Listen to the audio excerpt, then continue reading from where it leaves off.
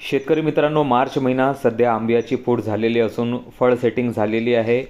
त्याचबरोबर मृगाचीही तोडणी कुणाची झाली आहे तर कुणाची चालू आहे।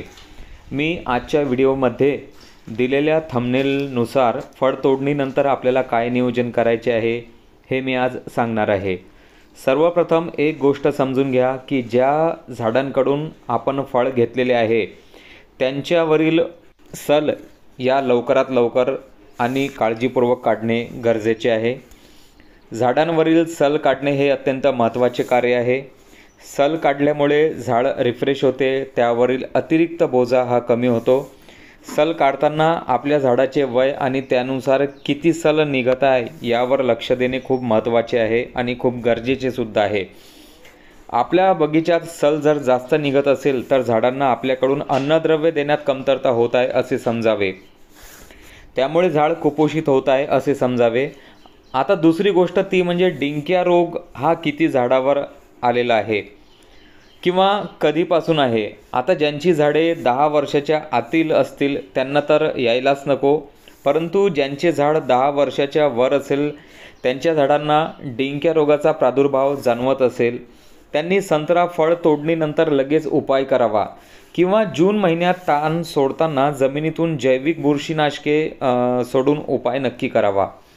फळ तोडणी झाल्यानंतर विद्यापीठाच्या शिफारसीनुसार कॉपर ऑक्झीक्लोराइड 2 ग्रॅम प्रति लिटर पाण्यात मिसळून फवारणी करावी। फळ तोडणी झाल्यानंतर देठ उघडी पडतात व त्यामुळे इन्फेक्शन नाही व्हायला पाहिजे याकरिता लगेच बुरशीनाशकाची फवारणी करणे आवश्यक असते, त्याकरिता ही शिफारस सांगितलेली आहे। यात कॉपर ऑक्झीक्लोराइड ऐवजी जर आपल्याकडे थायफोनेट मिथाइल म्हणजे रोको किंवा मेटॅलॅक्झिलमधील कोणत्याही कंपनीचे बुरशीनाशक उरले असेल तर तेही वापरू शकता। त्याचबरोबर संत्र्यावर येणाऱ्या किडींकरिता किंवा पानांवर आपण कोळची वगैरे पाहतो त्याकरिता थायमेथॉक्झॅम म्हणजे ॲक्टारा किंवा इमिडाक्लोप्राइड किंवा प्रोफेनोफॉस सायपरमेथ्रिन किंवा ॲसिफेट प्लस इमिडा असलेले लान्सर गोल्ड हे आपण घेऊ शकतो। जर तुडतुड्यांचा प्रादुर्भाव आपल्याला जास्त दिसून येत असेल तर वरील सांगितलेले औषध आपण वापरू शकतो किंवा सरळ सध्या 1500 ppm असलेले नीम अर्क तुम्ही वापरू शकता। प्रमाण 200 लिटरला 400 ml एवढे ठेवावे। शेतकरी मित्रांनो, आता यानंतर खत आपल्याला कोणते द्यायचे आहे। झाडांकडून आपण भरपूर फळांचे उत्पादन घेतल्यानंतर ते क्षीण होतात, कमजोर होतात, त्यामुळे ही सर्व झीज भरून काढण्यासाठी आपल्याला जमिनीतून खतं देताना नत्र स्फुरद पालाश या स्वरूपात खतं द्यावी लागतात। इथे मी कमीत कमी मात्रा सांगत आहे।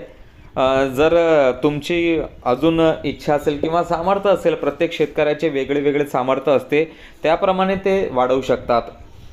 तर 10 वर्षावरील झाडांना तुम्ही नत्र 500 ते 700 ग्रॅम, त्यानंतर स्फुरद 400 ते 500 ग्रॅम आणि पोटॅश 400 ते 500 ग्रॅम एवढे दिले तरी खूप होईल, चालेल। हे एवढे छान आहे मात्रा। त्याच्यानंतर ह्युमिक ॲसिड 98% 100 ग्रॅम ॲड करावे। ह्युमिक ॲसिड पांढऱ्या मुळांच्या वाढीकरिता अत्यंत उपयुक्त आहे, त्यामुळे मी इथे सांगत आहे। खते देताना रिंगण पद्धतीने द्यावी शेतकरी मित्रांनो।